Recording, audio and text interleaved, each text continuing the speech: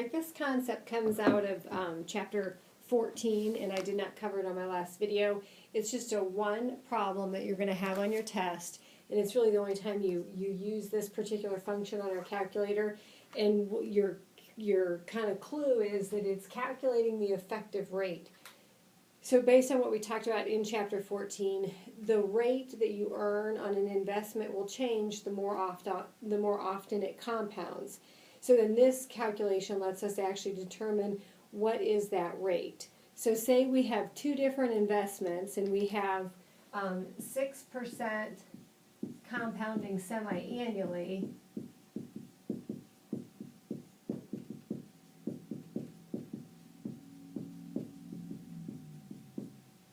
And we're comparing that to an investment that is 5% compounding monthly.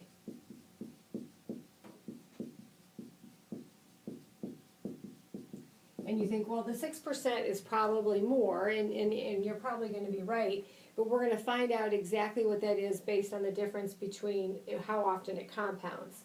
So if we use our calculator, and we go into our second menu options, so that again is right below the compute button. If you hit your second menu and then you hit the number 2. The number 2 has this icon V. That icon V stands for interest conversion. When you go into that, you will have 3 fields.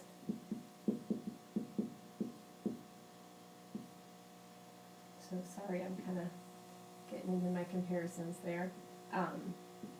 But so these are our 3 fields, and inside those fields you'll enter data, you will type it in, and then you'll actually push the enter key. So if it's 6% compounding annually, this NOM field stands for my nominal rate, so that is 6%.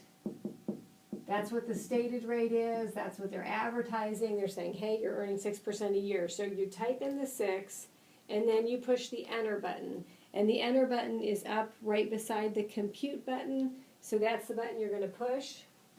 Then you arrow down. Anytime you're inside these functions, you can either enter a number or arrow to other fields. So we're going to arrow down. The next field we come to is our EFF field. Well, that stands for the effective rate, and that's what we're trying to compute, but we haven't filled in all of our values yet. So we need to arrow down one more time.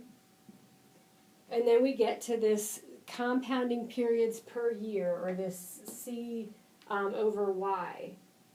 So then here we want to tell it how often does it compound per year. If it's semi-annually, it's twice. So we'll put in a 2, and then again, don't forget to push the enter button. And then we arrow back up, and then now we hit compute. So then that gives us a rate of 6.09.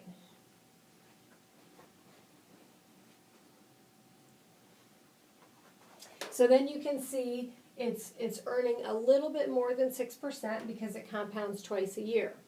Then if we do the same thing to this one, again, same function, second menu, number 2, then we go to our nominal field, and our stated rate in this case is 5%.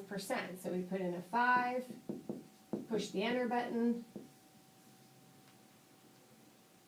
And you can just go right over top of what you have in there, or if you like to clear them out, when you're inside that function, you can hit the second menu and then the clear work button, but you could just enter right over top.